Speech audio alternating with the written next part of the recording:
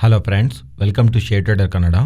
ಇವತ್ತು Sensex 160 points gain ಆಗಿ 62,570 close ಆದರೆ ನಿಫ್ಟಿ 49 ಪಾಯಿಂಟ್ಸ್ ಗೇನ್ ಆಗಿ 18,609 ಕ್ಲೋಸ್ ಆಗಿದೆ. ವೆರಾಸ್ ಬ್ಯಾಂಕ್ ನಿಫ್ಟಿ 498 ಪಾಯಿಂಟ್ಸ್ ಗೇನ್ ಆಗಿ 43,596 ಕ್ಲೋಸ್ ಆಗಿದೆ. ಇವತ್ತು ಎಫ್ಐಎಸ್ ಇಂಡಿಯನ್ ಇಕ್ವಿಟಿ ಮಾರ್ಕೆಟಲ್ಲಿ 1,131 ಕ್ರೋರ್ಸ್ ಸೆಲ್ ಮಾಡಿದ್ರೆ ಡಿಐಸ್ 770 ಕ್ರೋರ್ಸು ಬೈ ಮಾಡಿದ್ದಾರೆ. ಇವತ್ತಿನ ಮಾರ್ಕೆಟ್ ಸ್ಟಾರ್ಟಿಂಗಿಂದಾನು ನಿಫ್ಟಿನಲ್ಲಿ ದೊಡ್ಡದಾಗಿ ಮೂವ್ ಏನೂ ಇಲ್ಲ. ರೀಸೆಂಟ್ ಟೈಮ್ಸಲ್ಲಿ ಯಾವ ಝೋನ್ ಹತ್ರ ಆದರೆ ನಮಗೆ ರಿಜೆಕ್ಷನ್ ಆರ್ ಸಪೋರ್ಟಾಗಿ ಕಾಣಿಸ್ತಾ ಬಂದಿದೆ ಅಲ್ವಾ, ಅದೇ ಝೋನ್ ಹತ್ರನೇ ಇವತ್ತು ಮಲ್ಟಿಪಲ್ ಟೈಮ್ಸು ಮಾರ್ಕೆಟ್ ಬರೋದು ಅಲ್ಲಿಂದ ರಿಜೆಕ್ಟ್ ಆಗ್ತಾ ನಡೆದಿದೆ 18,620 ಲೆವೆಲ್. ಬಟ್ ಬ್ಯಾಂಕ್ ನಿಫ್ಟಿನಲ್ಲಿ ತುಂಬ ಇಂಟ್ರೆಸ್ಟಿಂಗ್ ಮೂವ್ ಕಾಣಿಸಿದೆ. ಓಪನಿಂಗ್ ಗ್ಯಾಪ್ ಅಪ್ ಅಂಡ್ ಆ ಗ್ಯಾಪ್ ಅಪ್ಪಿಂದಾನು ಅಂದ್ಕೊಂಡಿರೋಂಥ ರೆಸಿಸ್ಟೆಂಟ್ ಹತ್ರ ಸ್ವಲ್ಪ ಕನ್ಸಾಲ್ಟೇಟ್ ಆಗಿ ಅಲ್ಲಿಂದನೂ ರೆಸಿಸ್ಟೆಂಟ್ನ ಬ್ರೇಕ್ ಆದಮೇಲೆ ಅಗೈನ್ ಅದು ಸಪೋರ್ಟ್ ಆಗಿ ಚೇಂಜ್ ಆಗ್ತಾ ಒನ್ ಡೈರೆಕ್ಷನಲ್ ಆಗಿ ಮಾರ್ಕೆಟ್ನಲ್ಲಿ ಸೆಕೆಂಡ್ ಹಾಫ್ನಲ್ಲಿ ಒಂದು good rally compared with Nifty bank ನಿಫ್ಟಿನಲ್ಲಿ ಡೈರೆಕ್ಷನಲ್ ಆಗಿ ಮೂವ್ ನಮಗೆ ಕಾಣಿಸಿದೆ. ಇದಕ್ಕೆ ಮೇಯ್ನ್ ರೀಸನ್ ಸ್ವಲ್ಪ particular banks like ICICI bank, HDFC bank second ಹಾಫಲ್ಲಿ ಬೆಟರ್ ಆಗಿ ಮೂವ್ ಆಗೋಕ್ಕೆ ಪರ್ಟಿಕ್ಯುಲರ್ ಆಗಿ PSU ಬ್ಯಾಂಕ್ ಸ್ಪೇಸ್ ಎಲ್ಲಾನು ಪಾಸಿಟಿವ್ ಆಗಿ ಇರ್ತಾ ಇರೋ ಕಾರಣವಾಗಿ ಬ್ಯಾಂಕ್ ನಿಫ್ಟಿ ಇವತ್ತೂ ಸ್ಟ್ರಾಂಗ್ ಆಗಿ ಮೂವ್ ಮಾಡಿದೆ. ಆ್ಯಂಡ್ ಗ್ಲೋಬಲ್ ಆಗಿ ಬಿಗ್ ಅಪ್ಡೇಟ್ಸ್ ಏನೂ ಇಲ್ಲ. ಕ್ರೂಡ್ ಆಯಿಲ್ ಪ್ರೈಸಸ್ ಮಾತ್ರ ಫಾಲ್ ಆಗ್ತಿದೆ. Almost 11 months low crude oil prices ಅಂತೂ ಟ್ರೇಡ್ ಆಗ್ತಾ $77 ಪರ್ ಬ್ಯಾರಲ್ ಹತ್ರ ನಿನ್ನೆ US ಮಾರ್ಕೆಟ್ ಬ್ಯಾರಲ್ ಹತ್ರ ಟ್ರೇಡ್ ಆಗ್ತಿದೆ. ಆ್ಯಂಡ್ ನಿನ್ನೆ US ಮಾರ್ಕೆಟ್ಸನ್ನು ಫ್ಲಾಟ್ ಆಗಿ ಕ್ಲೋಸ್ ಆಗಿವೆ. ಬಟ್ ರೀಸೆಂಟ್ ಟೈಮ್ಸಲ್ಲಿ FIs ಒಂದು ಸೆಲ್ಲಿಂಗ್ ಸ್ವಲ್ಪ ಜಾಸ್ತಿ ಕಾಣಿಸ್ತಾ ಇದೆ ಈಕ್ವಿಟಿ ಮಾರ್ಕೆಟ್ನಲ್ಲಿ. ಈವನ್ ಫ್ಯೂಚರ್ಸ್ ಆ್ಯಂಡ್ ಆಪ್ಷನ್ಸಲ್ಲೂ ಅವರು ಬುಲ್ಲಿಶ್ ಪೊಸಿಷನ್ನ ದೊಡ್ಡದಾಗಿ ಮೇಂಟೈನ್ ಮಾಡ್ತಿಲ್ಲ. ನಾವು ರೀಸೆಂಟ್ ಟೈಮ್ಸಲ್ಲಿ ಅಂದ್ಕೊಂಡಿದ್ವಲ್ವಾ, ಪರ್ಟಿಕ್ಯುಲರ್ ಆಗಿ F11ಅಲ್ಲಿ ಫ್ಯೂಚರ್ಸ್ ಆ್ಯಂಡ್ ಆಪ್ಷನ್ಸು ಲಾಂಗ್ಸು ಕಮ್ಮಿ ಆಗ್ತಾ ಶಾರ್ಟ್ಸ್ ಬೆಳೀತಾ ಇದ್ದರೆ ಈವನ್ PCR ಪುಟ್ ಕಾಲ್ ರೇಷಿಯೋನು ಕೂಲ್ ಆಫ್ ಆಗ್ತಾ ಇದ್ದರೆ ಇದೆಲ್ಲ ನಡೆಯುವಂಥ ಸಂದರ್ಭಗಳಲ್ಲಿ ಮಾರ್ಕೆಟ್ನಲ್ಲಿ ಒಂದು ವೇಳೆ ಬಿಗ್ ಫಾಲ್ ಇಲ್ಲ ಅಂದ್ರೂ ದೆನ್ ಆ ಥರ ಮಾರ್ಕೆಟ್ನಲ್ಲಿ ಕ್ರಿಯೇಟ್ ಆಗ್ತಿರೋಂಥ ಶಾರ್ಟ್ಸ್ ನಮಗೆ ಎಡ್ಜ್ನು ಕೊಡುತ್ತೆ. ಒಂದು ವೇಳೆ ಮಾರ್ಕೆಟ್ ಇಲ್ಲಿಂದ ಫರ್ದರಾಗಿ ಮೂವ್ ಆಗಬೇಕಂತ ಅಂದ್ಕೊಂಡ್ರು ಎಕ್ಸ್ಟ್ರೀಮ್ ಲಾಂಗ್ ಪೊಸಿಷನ್ಸು ನಮಗೆ ಒಳ್ಳೆಯದಲ್ಲ. ಯಾವಾಗಾದರೂ ಮಾರ್ಕೆಟ್ ಸ್ವಲ್ಪ ಬೆಳೆದ ಮೇಲೆ ಕೂಲ್ ಆಫ್ ಆಗಬೇಕು.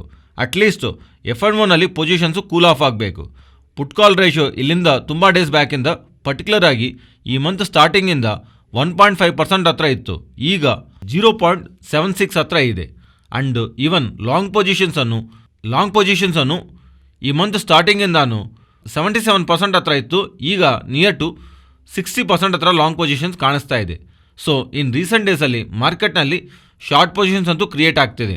ಆ್ಯಂಡ್ ಈಗ ನಮಗೆ ಚಾನ್ಸ್ ಇದೆ, ಏನಾದರೂ ಪಾಸಿಟಿವ್ ಅಪ್ಡೇಟ್ ಕಾಣಿಸ್ತಾ ಇದ್ರೂ ಒಂದು ಸ್ಟ್ರೆಂತು ಒಂದು ಪಾಸಿಟಿವ್ ಮೂವ್ ಇರೋದಕ್ಕೆ ಚಾನ್ಸ್ ಇದೆ. ಅದರಿಂದ ಒಂದು ವಿಷಯ ಜ್ಞಾಪಕ ಇಟ್ಕೊಳ್ಳಿ, ಪುಟ್ ಕಾಲ್ ರೇಷಿಯೋ ತುಂಬ ಎಕ್ಸ್ಟ್ರೀಮ್ನಲ್ಲಿ ಇದ್ದಾಗ್ಲೂ ಲೈಕ್ ಅಪ್ ಸೈಡು 1.5, 1.6 ಆ ಥರ ಇದ್ರೂ ಡೌನ್ ಸೈಡು 0.6, 0.7 ಹೀಗೆ ಎಕ್ಸ್ಟ್ರೀಮಲ್ಲಿ ಇದ್ರೂ or long positions short positions ಏನಾದರೂ ಒಂದು ಸೈಡು ತುಂಬ ಎಕ್ಸ್ಟ್ರೀಮ್ ಆಗಿದ್ದರೆ ಈವನ್ ಆ ಡೈರೆಕ್ಷನಲ್ಲಿ ಬರೋವಂಥ ನ್ಯೂಸ್ ಅಪ್ಡೇಟ್ನ ಮಾರ್ಕೆಟು ಜಾಸ್ತಿ ರಿಯಾಕ್ಟ್ ಆಗೋದಕ್ಕೆ ಚಾನ್ಸ್ ಇರಲ್ಲ.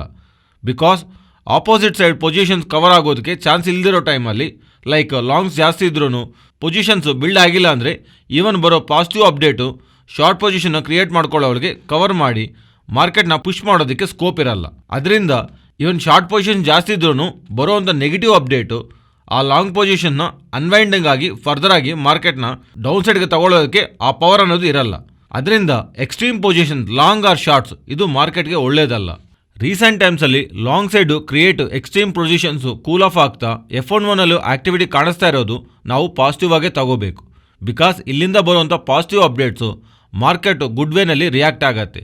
ಖಂಡಿತವಾಗ್ಲೂ ರಿಯಾಕ್ಟ್ ಆಗತ್ತೆ ಅಂತ ಮಾರ್ಕೆಟು ಪಾಸಿಟಿವ್ ಹೋಗುತ್ತೆ ಅಂತ ಅನ್ಕೊಬೇಡಿ. ಪ್ರೆಸೆಂಟ್ ಇರೋವಂಥ ಸಿನಾರಿಯೋ, ಪ್ರೆಸೆಂಟ್ ಇರೋವಂಥ ಡೇಟಾ ಪಾಯಿಂಟ್ಸಿಂದ ಪಾಸಿಟಿವ್ ಅಪ್ಡೇಟ್ಸು ಪಾಸಿಟಿವ್ ನ್ಯೂಸ್ಗೆ ವೆಯ್ಟೇಜ್ ಬೆಳೆಯುತ್ತೆ. ಫ್ರೆಂಡ್ಸ್, ರೀಸೆಂಟ್ ಟೈಮ್ಸಲ್ಲಿ ಹೇಳ್ತಿದ್ದೀನಲ್ವಾ, ಆ್ಯಂಡ್ ಅಗೈನ್ ಹೇಳ್ತಿದ್ದೀನಿ, December 13th ಈವ್ನಿಂಗ್ ಬರೋವಂಥ US CPI inflation data is very important. Because ಅದು December 14th ಫೆಡ್ ಔಟ್ಕಮ್ನ ಎಕ್ಸ್ಟ್ರೀಮ್ ಆಗಿ ಬರ್ತಾ ಇದ್ರೆ, ಎಕ್ಸ್ಪೆಕ್ಟೇಷನ್ಸ್ನ ಚೇಂಜ್ ಮಾಡೋವಂಥ ಡೇಟಾ ಬರ್ತಾ ಇದ್ರೆ ಅದು ಟೋಟಲ್ ಸಿನಾರಿಯೋನು ಚೇಂಜ್ ಮಾಡಿಬಿಡುತ್ತೆ. ಅದರಿಂದ Fed event December 13th event December 14th impact ಮಾಡುತ್ತೆ ಮಾರ್ಕೆಟ್ನ. December 14th ಬರುವಂಥ ಅಪ್ಕಮಿಂಗ್ ಟ್ರೇಡಿಂಗ್ ಸೆಷನಲ್ಲಿ ಇಂಪ್ಯಾಕ್ಟ್ ಇರುತ್ತಲ್ವ. Even December 15th ECB means ಯುರೋಪ್ಗೆ ಸಂಬಂಧಿಸಿರುವ ECB ಬ್ಯಾಂಕ್ ಆಫ್ ಇಂಗ್ಲೆಂಡ್ ಅವರು ಅಪ್ಡೇಟ್ ಮಾಡ್ತಾರೆ. December 13th, 14th, 15th particular ಡೇಟ್ಸಲ್ಲಿ ಬರುವಂಥ ಅಪ್ಡೇಟ್ಸು ನೆಕ್ಸ್ಟ್ ಟ್ರೇಡಿಂಗ್ ಸೆಷನಲ್ಲಿ ಇಂಪ್ಯಾಕ್ಟ್ನ ಕ್ರಿಯೇಟ್ ಮಾಡುತ್ತೆ ಅನ್ನೋ ವಿಷಯನ ಜ್ಞಾಪಕ ಇಟ್ಕೊಳ್ಳಿ. ಫ್ರೆಂಡ್ಸ್, ಈ ವಿಡಿಯೋನಲ್ಲಿ ಶೇರ್ ಮಾಡೋಂಥ ಕಂಟೆಂಟ್ ವ್ಯಾಲ್ಯುಬಲ್ ಆಗಿದ್ದರೆ ನಮ್ಮ ಚಾನಲ್ನ ಲೈಕ್ ಮಾಡಿ. ಆ್ಯಂಡ್ ಮಾರ್ಕೆಟ್ ಟೈಮಲ್ಲಿ ಏನಾದರೂ ನೀವು ಅಪ್ಡೇಟ್ಸ್ ಪಡೆಯಬೇಕಂದ್ರೆ ಶೇರ್ ಟ್ರೇಡರ್ ಕನ್ನಡ ಟೆಲಿಗ್ರಾಮ್ ಗ್ರೂಪಲ್ಲಿ ಜಾಯ್ನ್ ಆಗೋ ಮೂಲಕ ನಿಮಗೆ ಮಾರ್ಕೆಟ್ ಟೈಮಲ್ಲೇ ಅಪ್ಡೇಟ್ಸು ಪಡೆಯಬಹುದು. ನೆಕ್ಸ್ಟು PSU ಬ್ಯಾಂಕ್ಸ್ ಬಗ್ಗೆ ಮಾತಾಡ್ಕೊಳ್ಳೋಣ. ಡೇ ಬಿಫೋರ್ ಸ್ಟಡಿ ಸೆಷನಲ್ಲೂ ಬ್ಯಾಂಕ್ ಆಫ್ ಇಂಡಿಯಾ ರಿಲೇಟೆಡ್ ಆಗಿ 48% ಹತ್ರ ಅಪ್ಸೈಡ್ ಮೂವ್ ಇರೋದಕ್ಕೆ ಚಾನ್ಸ್ ಇದೆ ಅಂತ, ಈವನ್ ಎಂಟೈರ್ PSU ಸೆಕ್ಟರ್ಸಲ್ಲೂ ಟಿಲ್ ಅಂಡರ್ ವ್ಯಾಲ್ಯೂನಲ್ಲಿದೆ. ಅಪ್ಕಮಿಂಗ್ ಟೈಮ್ಸಲ್ಲಿ ಇನ್ನೂ ಬೆಳೆಯುತ್ತಿರೋ ಥರ ಮೋರ್ಗಾನ್ ಸ್ಟ್ಯಾನ್ಲಿ ಅವರು ಒಂದು ರಿಪೋರ್ಟ್ನ ರಿಲೀಸ್ ಮಾಡಿದಿರಲ್ವ.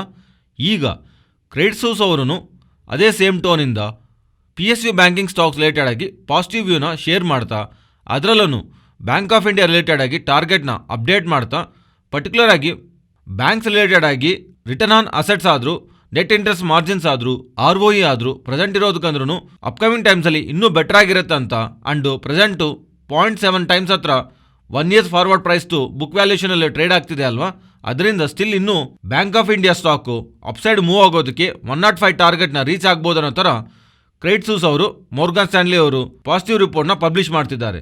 ಆ್ಯಕ್ಚುಲಿ ಮೋರ್ಗಾನ್ ಸ್ಟ್ಯಾನ್ಲಿ ಅವರು 120 ಕೊಟ್ಟಿದ್ದಾರೆ, ಬಟ್ ಕ್ರೆಡಿಟ್ ಸ್ವಿಸ್ ಅವರು 105 ಅಂತ ಹೇಳ್ತಿದ್ದಾರೆ. ಬಟ್ ಓವರಾಲ್ ಆಗಿ ಇವರಿಬ್ಬರು ಪಿಕ್ ಮಾಡಿರೋಂಥ ಸ್ಟಾಕು ಬ್ಯಾಂಕ್ ಆಫ್ ಇಂಡಿಯಾ ಆಗ್ತಾ ಇರೋ ಕಾರಣವಾಗಿ ಇವತ್ತು ಸ್ಟಾಕು 8 to 9% ಮೂವ್ ಆಗೋದಕ್ಕೆ ರೀಸನ್ ಆಗಿದೆ.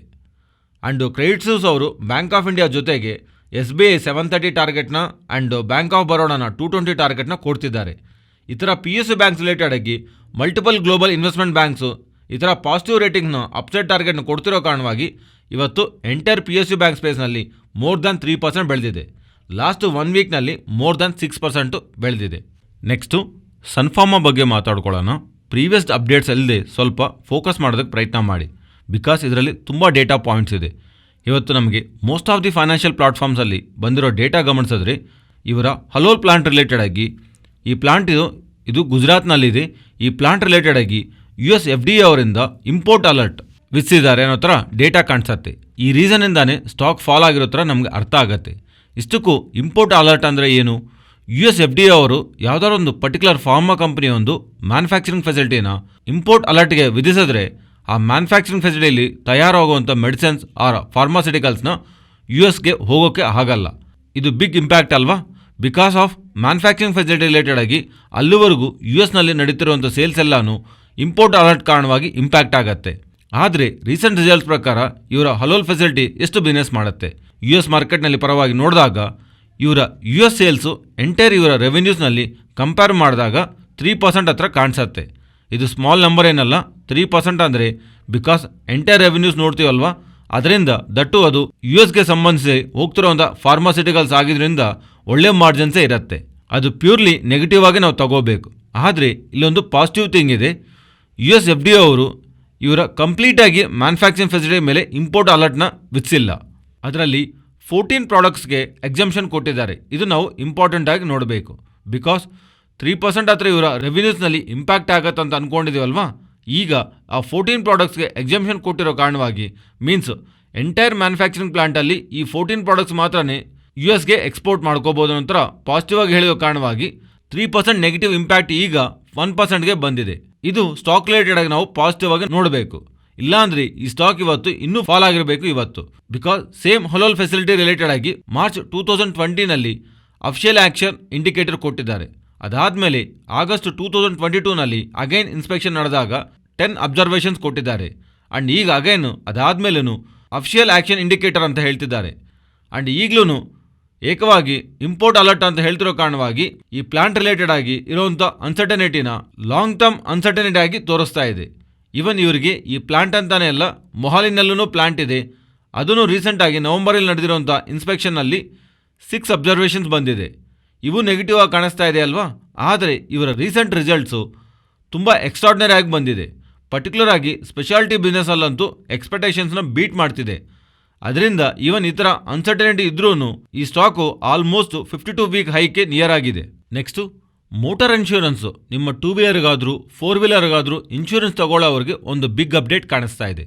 ಇಲ್ಲಿವರೆಗೂ insurance companies own damage related ಆಗಂತೂ ಕೇವಲ 1 ಇಯರ್ ಆಫ್ ಇನ್ಶೂರೆನ್ಸೇ ಪ್ರೊವೈಡ್ ಮಾಡ್ತಿದ್ವಲ್ವಾ. ಆದರೆ IRDA ಅವರು ಲಾಂಗ್ ಟರ್ಮ್ ಇನ್ಶೂರೆನ್ಸ್ನ ಪ್ರೊವೈಡ್ ಮಾಡಬೇಕನ್ನೋ ಥರ ಪ್ರೈವೇಟ್ ಕಾರ್ಸ್ಗಂತೂ 3 ಇಯರ್ಸು ಓನ್ ಡ್ಯಾಮೇಜ್ ಕವರ್ನ ಆ್ಯಂಡ್ 2 ವೀಲರ್ಸ್ಗಂತೂ 5 ಇಯರ್ಸ್ಗೆ ಓನ್ ಡ್ಯಾಮೇಜ್ ಕವರ್ನ ಇನ್ಶೂರೆನ್ಸ್ನ ಪ್ರೊವೈಡ್ ಮಾಡಬೇಕನ್ನೋ ಥರ ಪ್ರಪೋಸಲ್ ತೊಗೊಂಬಂದಿರೋ ಥರ ಡೇಟಾ ಕಾಣಿಸ್ತಾ ಇದೆ. ಇದರ ರಿಲೇಟೆಡ್ ಆಗಿ ಈಗ ಅಫಿಷಿಯಲ್ ಆಗಿ IRDA ಅವರು ಪ್ರಪೋಸಲ್ನ ತೊಗೊಂಬಂದಿದ್ದಾರೆ. ಇದೇ ಅಂತೆ ಅಲ್ಲ, ಬೈಕ್ ಡ್ಯಾಮೇಜ್ ರಿಲೇಟೆಡ್ ಆಗಿನೂ ಸಿಗುವಂಥ ಇನ್ಶೂರೆನ್ಸ್ನ ಚೇಂಜಸ್ ತಗೋಬರ್ಬೇಕನ್ನೋ ಥರನೂ ಯೋಚನೆಯಲ್ಲಿರೋ ಥರನೂ. ಬಟ್ ನಾವು ಜಾಸ್ತಿ ಮೋಟಾರ್ ಇನ್ಶೂರೆನ್ಸ್ ರಿಲೇಟೆಡ್ ಆಗಿ ಫೋಕಸ್ ಮಾಡ್ತೀವಲ್ವಾ, ಅದರಿಂದ ಇಫ್ ಅದು ಪಾಸ್ ಆಗ್ತಾ ಇದ್ರೆ ಒಂದು ಸಲ ಇನ್ಶೂರೆನ್ಸ್ ತಗೊಂಡು ಇನ್ನೊಂದು 3 to 5 years ವರೆಗೂ ಇನ್ಶೂರೆನ್ಸ್ ಬಗ್ಗೆ ಥಿಂಕ್ ಮಾಡಬೇಕಾಗಿರೋಂಥ ನೀಡಿರಲ್ಲ. ಆ್ಯಂಡ್ ಇವನ್ 1 yearಗೆ ತಗೊಳ್ಳೋದ್ರ ಜೊತೆ ಕಂಪೇರ್ ಮಾಡಿದ್ರೆ 3 to 5 yearsಗೆ ತಗೊಂಡಾಗ ಇನ್ಶೂರೆನ್ಸಲ್ಲೂ ಮೋಸ್ಟ್ಲಿ ಪ್ರೀಮಿಯಂ ಕಮ್ಮಿ ಆಗೋದಕ್ಕೆ ಚಾನ್ಸಸ್ ಇದೆ. ನೆಕ್ಸ್ಟು ಏಷರ್ ಮೋಟರ್ಸ್ ಬಗ್ಗೆ ಮಾತಾಡ್ಕೊಳ್ಳೋಣ. ಏಷರ್ ಮೋಟರ್ಸ್ನ ಸ್ವಲ್ಪ ಕ್ಲೋಸಾಗಿ ಟ್ರ್ಯಾಕ್ ಮಾಡೋರಿಗೆ ಐಡಿಯಾ ಇರುತ್ತೆ. ಏಷರ್ ಮೋಟರ್ಸ್ ಸಂಬಂಧಿಸಿರುವ ರಾಯಲ್ ಎನ್ಫೀಲ್ಡ್ ಬಿಸ್ನೆಸ್ಸು ಮೋಸ್ಟ್ಲಿ ಇಂಡಿಯಾನಲ್ಲೇ ಜಾಸ್ತಿ ಬಿಸ್ನೆಸ್ ಮಾಡ್ತಾ ಇರ್ತಾರೆ. ಔಟ್ ಆಫ್ ಇಂಡಿಯಾ ಕೇವಲ 4 ಮ್ಯಾನುಫ್ಯಾಕ್ಚರಿಂಗ್ ಪ್ಲಾಂಟ್ಸ್ ಇದೆ ಅವರಿಗೆ. ಅದರಲ್ಲಿ 3 ಅಮೆರಿಕಾನಲ್ಲೇ ಇದೆ. ಈಗ ಸೇಮ್ ಬ್ರೆಜಿಲ್ನಲ್ಲಿ ಇನ್ನೊಂದು royal Enfield manufacturing unit operation start ಮಾಡಿರೋ ಥರ ಏಷರ್ ಮೋಟರ್ಸ್ ಅವರು ಅಪ್ಡೇಟ್ ಮಾಡ್ತಿದ್ದಾರೆ. ಇವರು ಬ್ರೆಜಿಲ್ನಲ್ಲಿ ಜಾಸ್ತಿ ಫೋಕಸ್ ಮಾಡೋದಕ್ಕೆ ಮೇನ್ ರೀಸನ್, ಬ್ರೆಜಿಲ್ನಲ್ಲಿ ಆಪರೇಷನ್ ಸ್ಟಾರ್ಟ್ ಆದಮೇಲೆ 2019 ಆದಮೇಲೆ ಇವರಿಗೆ ಗ್ರೋತು 100% ಹತ್ರ ಕಾಣಿಸಿರೋ ಥರ ಹೇಳ್ತಿದ್ದಾರೆ. ಅಲ್ಲಿ ಒಂದು ಸ್ಟ್ರಾಂಗ್ ಗ್ರೋತ್ ಇವರಿಗೆ ಕಾಣಿಸಿರೋ ಕಾರಣವಾಗಿ ಔಟ್ ಆಫ್ ಇಂಡಿಯಾ ಇಲ್ಲಿವರೆಗೂ ಇರೋವಂಥ ಬೇರೆ ರೀಜನ್ಸ್ ಲೈಕ್ 4 ಮ್ಯಾನುಫ್ಯಾಕ್ಚರಿಂಗ್ ಪ್ಲಾಂಟ್ಸ್ ಇದೆ ಅಲ್ವಾ, ಡಿಫ್ರೆಂಟ್ ಕಂಟ್ರೀಸಲ್ಲಿ ಅನ್ಕೊಂಡಿದೆ ಅಲ್ವಾ, ಅದರಲ್ಲೂ ಬ್ರೆಜಿಲ್ ಲೀಡಿಂಗ್ನಲ್ಲಿ ಇರೋದ್ರಿಂದ ಎಲ್ಲಾದರೂ ಸ್ಟ್ರಾಂಗ್ ಡಿಮ್ಯಾಂಡ್ ಇರುತ್ತಲ್ಲ, ಅಲ್ಲೇ ಅಗೈನ್ ಪ್ರೊಡಕ್ಷನ್ ಜಾಸ್ತಿ ಮಾಡಿಕೊಂಡು ಸೇಲ್ಸ್ ಜಾಸ್ತಿ ಮಾಡ್ಕೋಬೇಕನ್ನೋ ಥರ ಏಷರ್ ಮೋಟರ್ಸ್ ಅವರು ಅಲ್ಲಿ ಮ್ಯಾನುಫ್ಯಾಕ್ಚರಿಂಗ್ ಫೆಸಿಲಿಟಿನ ವರ್ಕ್ ಸ್ಟಾರ್ಟ್ ಮಾಡಿದ್ದಾರೆ, ಪ್ರೊಡಕ್ಷನ್ ಸ್ಟಾರ್ಟ್ ಮಾಡಿದ್ದಾರೆ. ಈ ಅಪ್ಡೇಟ್ಸ್ ಇಂದಾನೆ ಸ್ಟಾಕ್ ಇವತ್ತು ಡೇ ಹೈಸ್ನಲ್ಲಿ 2% ಪಾಸಿಟಿವ್ನಿಂದ ಕ್ಲೋಸ್ ಆಗಿದೆ. ನೆಕ್ಸ್ಟು ಇವತ್ತು ವೆಂಕಿ ಸ್ಟಾಕು ತುಂಬ ಜಾಸ್ತಿ ಬೆಳೆದಿರೋ ಥರ ಕಾಣಿಸುತ್ತಲ್ವಾ. ಇದಕ್ಕೆ ಬ್ಯಾಕು ಗ್ಲೋಬಲ್ ಆಗಿರೋಂಥ ಒಂದು ಡಿಮ್ಯಾಂಡು ಪರ್ಟಿಕ್ಯುಲರ್ ಆಗಿ UK ಅಂಡು ಮಲೇಷ್ಯಾನಲ್ಲಿ ಜಾಸ್ತಿ ಆಗಿರೋ ಥರ, ಬಿಕಾಸ್ ಮೋಸ್ಟ್ ಆಫ್ ದಿ ಜೋನ್ಸಲ್ಲಿ ಎಕ್ಸೆಲ್ ಅನ್ನು ಕತಾರ್ನಲ್ಲಿ ನಡೀತಿರುವಂಥ ಫುಟ್ಬಾಲ್ ವರ್ಲ್ಡ್ ಕಪ್ ರಿಲೇಟೆಡ್ ಆಗಿ ಎಕ್ಸ್ಪೋರ್ಟ್ ಆಗ್ತಿರೋ ಥರ. ಸೊ ಗ್ಲೋಬಲ್ ಆಗಿ ಎಕ್ಸ್ ರಿಲೇಟೆಡ್ ಆಗಿ ಶಾರ್ಟೇಜ್ ಇರೋ ಕಾರಣವಾಗಿ ಗ್ಲೋಬಲ್ ಆಗಿ ಎಕ್ಸ್ ಪ್ರೈಸಸ್ ಬೆಳೀತಾ ಇರೋದ್ರಿಂದ India second largest producer of eggs ಆಗಿರೋದ್ರಿಂದ ಈ ಸೆಗ್ಮೆಂಟ್ನಲ್ಲಿ ಬಿಸ್ನೆಸ್ ಮಾಡೋವರಿಗೆ ಲಾಭ ಸಿಗತ್ತಲ್ವಾ, ಅದರಿಂದ ವೆಂಕಿ ಸ್ಟಾಕ್ಸ್ ಬೆಳೆದಿರೋ ಥರ ಬಿಸ್ನೆಸ್ ಅವರು ಅಪ್ಡೇಟ್ ಮಾಡ್ತಿದ್ದಾರೆ. ನೆಕ್ಸ್ಟು ತ್ರಿವೇಣಿ ಇಂಜಿನಿಯರಿಂಗ್ ರಿಲೇಟೆಡ್ ಆಗಿನೂ ಒಂದು ಇಂಟ್ರೆಸ್ಟಿಂಗ್ ಅಪ್ಡೇಟ್ ಕಾಣಿಸ್ತಾ ಇದೆ. ಈ ಅಪ್ಡೇಟ್ ಮಾತಾಡ್ಕೊಳ್ಳೋಕೆ ಮುಂಚೆ ಇಲ್ಲಿಂದ ತುಂಬ ಟೈಮ್ ಬ್ಯಾಕ್ ನೀವು ಗಮನಿಸಿದ್ರೆ ತ್ರಿವೇಣಿ ಇಂಜಿನಿಯರಿಂಗ್ ಅವರು ತ್ರಿವೇಣಿ ಟರ್ಬೈನ್ಸ್ನಲ್ಲಿ 21% ಹತ್ರ ಅವರ ಪಾಲ್ನ ಸೆಲ್ ಮಾಡಿದಾರಲ್ವಾ. ಆ ಥರ ತ್ರಿವೇಣಿ ಇಂಜಿನಿಯರಿಂಗ್ಸ್ ಅವರು ತ್ರಿವೇಣಿ ಟರ್ಬೈನ್ ರಿಲೇಟೆಡ್ ಆಗಿ ಸೆಲ್ ಮಾಡಿರೋಂಥ 21% ಪಾಲ್ನಲ್ಲಿ ತ್ರಿವೇಣಿ ಟರ್ಬೈನ್ ಸಂಬಂಧಿಸಿರುವ ಪ್ರಮೋಟರ್ಸೇ 10% ಶೇರ್ಸ್ನ ತಗೊಂಡಿದ್ದರು. ಅಲ್ಲೂ ಗ್ರೂಪ್ ರಿಲೇಟೆಡ್ ಆಗಿ ಹೋಲ್ಡ್ ಮಾಡಿರುವಂಥ ಈ ಈಕ್ವಿಟಿ ರಿಲೇಟೆಡ್ ಆಗಿ ರೀಸೆಕ್ಷನ್ ಕಾಣಿಸಿದೆ. ಆ ಥರ ಒಂದು ಟೈಮಲ್ಲಿ ತ್ರಿವೇಣಿ ಟರ್ಬೈನ್ಸ್ನಲ್ಲಿ ತ್ರಿವೇಣಿ ಇಂಜಿನಿಯರಿಂಗ್ಸ್ ಅವರು 20% ಹತ್ರ ಶೇರ್ನ ಸೆಲ್ ಮಾಡ್ತಿದ್ದಾರೆ ಅಂತ ಹೇಳಿದ್ರಿಂದ ತ್ರಿವೇಣಿ ಟರ್ಬೈನ್ ಸ್ಟಾಕು ಫಾಲ್ ನಮಗೆ ಕಾಣಿಸಿದೆ ಅಲ್ವಾ. ಪ್ರೆಸೆಂಟು ತ್ರಿವೇಣಿ ಇಂಜಿನಿಯರಿಂಗಲ್ಲೂ ನಿಯರ್ಲಿ 7% ಹತ್ರ ಶೇರ್ಸ್ನ 1.7 crore ಶೇರ್ಸ್ ಹತ್ರ ಎಸ್ಟರ್ಡೇ ಕ್ಲೋಸಿಂಗ್ ಪ್ರೈಸಿಂದ ಕಂಪೇರ್ ಮಾಡಿದ್ರೆ 3 to 4% ಡಿಸ್ಕೌಂಟ್ನಲ್ಲಿ ಪ್ರಮೋಟರ್ಸ್ ಎಂಟಿಟಿ ಸೆಲ್ ಮಾಡ್ತಿರೋ ಕಾರಣವಾಗಿ ಅಗೈನ್ ಈ ಕಂಪನಿ ರಿಲೇಟೆಡ್ ಆಗಿ ಸೆಲ್ಲಿಂಗ್ ಪ್ರೆಷರ್ ಅಂತೂ ಕ್ರಿಯೇಟ್ ಮಾಡಿದೆ. So previously Triveni turbine related ಆಗಿ 20% ಶೇರು, ಈಗ ತ್ರಿವೇಣಿ ಇಂಜಿನಿಯರಿಂಗ್ ರಿಲೇಟೆಡ್ ಆಗಿ 7% ಶೇರು ಪ್ರಮೋಟರ್ ಎಂಟಿಟಿ ಸೆಲ್ ಮಾಡ್ತಿರೋದ್ರಿಂದ ಇದು ಗ್ರೂಪ್ ರಿಸೆಕ್ಷನ್ ಭಾಗವಾಗಿ ನಡೆದಿರುವಂಥ ಸೆಲ್ಲಿಂಗ್ ಥರ ಕಾಣಿಸ್ತಾ ಇದೆ. ಬಟ್ ಇಷ್ಟೊಂದು ದೊಡ್ಡ ಮೊತ್ತದಲ್ಲಿ ಶೇರ್ಸ್ ಸೆಲ್ ಮಾಡ್ತಿರೋ ಕಾರಣವಾಗಿ ಬ್ಲಾಕ್ ಡೀಲ್ಸಲ್ಲಿ ನಡೀತಿರೋ ಕಾರಣವಾಗಿ ಆ್ಯಂಡ್ ಮೇ ಬಿ ಬಯ್ಯ ಸೈಡಿಂದ ಅಷ್ಟೊಂದು ದೊಡ್ಡ ಇಂಟ್ರೆಸ್ಟಿಂಗ್ ಕ್ರಿಯೇಟ್ ಆಗದಿರೋ ಕಾರಣವಾಗಿ ಈ ಸ್ಟಾಕ್ ಫಾಲ್ಗೆ ರೀಸನ್ ಆಗಿ ಕಾಣಿಸ್ತಾ ಇದೆ. ನೆಕ್ಸ್ಟು L&T ಟೆಕ್ನಾಲಜಿ ಬಗ್ಗೆ ಮಾತಾಡ್ಕೊಳ್ಳೋಣ. ಪರ್ಟಿಕ್ಯುಲರ್ ಆಗಿ ಸ್ಟಾಕ್ ರಿಲೇಟೆಡ್ ಆಗಿ JP Morgan ಅವರು ತುಂಬ ಜನ ಇನ್ವೆಸ್ಟರ್ಸ್ ಇಂದಾನು ಅವರಿಗೆ ಒಂದು ಕ್ವಶನ್ ಬಂದಿರುತ್ತಾರ, ಏನಕ್ಕೆ L&T technology comparative mid cap IT companies ಜೊತೆ ಕಂಪೇರ್ ಮಾಡಿದ್ರೆ ಏನಕ್ಕೆ ಎಕ್ಸ್ಪೆನ್ಸಿವ್ ವ್ಯಾಲ್ಯೂಷನಲ್ಲಿ ಟ್ರೇಡ್ ಆಗ್ತಿದೆ ಅನ್ನೋ ಥರ ಇವರಿಗೆ ಕ್ವಶನ್ಸ್ ಬರ್ತಾ ಇದೆ ಅಂತ. ಅದಕ್ಕೆ ಇವರು ಆನ್ಸರ್ ಆಗಿ ಎಸ್, ಪ್ರೆಸೆಂಟ್ ಇರೋಂಥ ವ್ಯಾಲ್ಯೂಷನ್ L&T ಟೆಕ್ನಾಲಜೀಸ್ಗೆ ಜಸ್ಟಿಫೈ ಮಾಡ್ತಿಲ್ಲ ಅಂತ ಆನ್ಸರ್ ಮಾಡ್ತಾ ಅದಕ್ಕೆ ರೀಸನ್ನು ಸ್ವಲ್ಪ ಡೇಟಾ ಪಾಯಿಂಟ್ಸ್ನ ಮೆನ್ಷನ್ ಮಾಡಿದ್ದಾರೆ. FY19ನಲ್ಲಿ ಇಲ್ಲಿಂದ ಸ್ವಲ್ಪ ವರ್ಷಗಳ ಹಿಂದೆ ಕಂಪನಿ 27% ಗ್ರೋತ್ ರೇಟಲ್ಲಿ ಗ್ರೋ ಆಗುವಾಗ ಈ ಕಂಪನಿ ಒಂದು valuation 26 times forward earning ಮಲ್ಟಿಪಲ್ಸ್ನಲ್ಲಿ trade ಆಗ್ತಿತ್ತು. ಆದರೆ ಪ್ರೆಸೆಂಟ್ ಕೇವಲ 16% ಗ್ರೋತ್ ಇದ್ರೂ ಕಂಪನಿ 1 year ಫಾರ್ವರ್ಡ್ ಎರ್ನಿಂಗ್ಸ್ ನೋಡಿದ್ರೆ 34 times ವ್ಯಾಲ್ಯೂಷನಲ್ಲಿ ಟ್ರೇಡ್ ಆಗ್ತಿದೆ. ಅದರಿಂದ ಪ್ರೆಸೆಂಟ್ ಇರುವಂಥ ವ್ಯಾಲ್ಯೂಷನ್ಸು ಜಸ್ಟಿಫೈ ಅಲ್ಲ ಅಂತ ಹೇಳ್ತಿದ್ದಾರೆ. ಇದರ ಜೊತೆಗೆ ರೀಸೆಂಟ್ ಕ್ವಾರ್ಟರ್ಸ್ ನಂಬರ್ಸಲ್ಲೂ ಅವ್ರು ಕೊಟ್ಟಿರೋಂಥ ಗೈಡೆನ್ಸಲ್ಲೂ ಕಂಪನಿ ಕಾಷಿಯಸ್ ಟೋನಿಂದನೇ ಮಾತಾಡಿದ್ದಾರೆ. ಲೈಕ್ ಅಪ್ಕಮಿಂಗ್ ಟೈಮ್ಸಲ್ಲಿ ಸ್ಟ್ರಾಂಗ್ ಆಗಿ ಗ್ರೋತ್ ಅನ್ನೋ ಟೋನು ಅವ್ರ ಕಡೆಯಿಂದ ತೋರಿಸಿಲ್ಲ.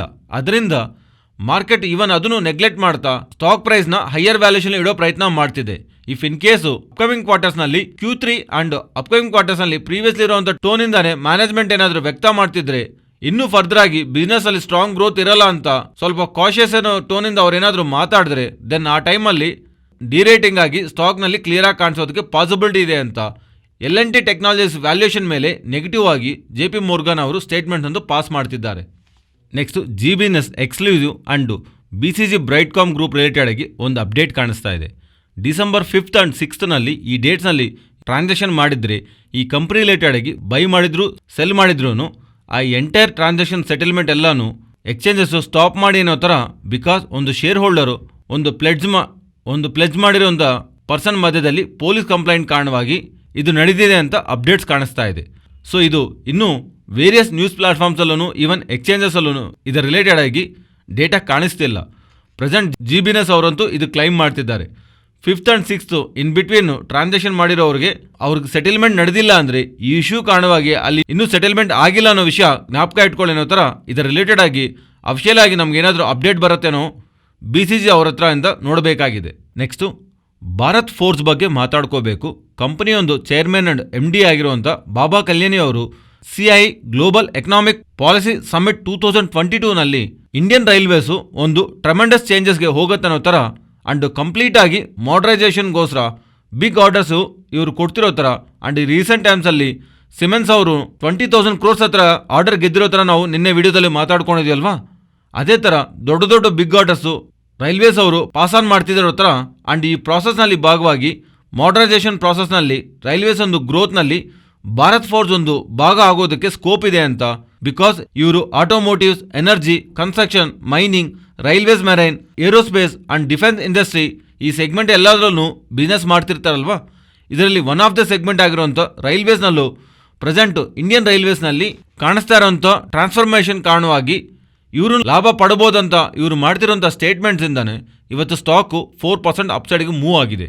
Next Nifty and bank Nifty support and resistant 18,580 to 18,620 ಈ ಝೋನ್ನ ನೋ ಟ್ರೇಡಿಂಗ್ ಝೋನ್ ಆಗಿ ಕನ್ಸಲ್ಟೇಷನಲ್ಲಿ ತಗೊಳ್ಳಿ. ಇಲ್ಲಿಂದ ಒಂದು ವೇಳೆ ಡೌನ್ ಸೈಡ್ ಬ್ರೇಕ್ ಆಗ್ತಾ ಇದ್ರೆ ಈ ಝೋನ್ನ 18,520ನ ನೆಕ್ಸ್ಟ್ ಇಂಪಾರ್ಟೆಂಟ್ ಸಪೋರ್ಟ್ ಆಗಿ, ಒಂದು ವೇಳೆ 18,620 ಅಬೋವ್ ಬ್ರೇಕ್ ಆಗಿ ಅಪ್ಸೈಡ್ಗೆ ಮೂವ್ ಆಗ್ತಿದ್ರೆ 18,680ನ ಇಂಪಾರ್ಟೆಂಟ್ ರೆಸಿಸ್ಟೆಂಟ್ ಆಗಿ ಗಮನಿಸಬಹುದು.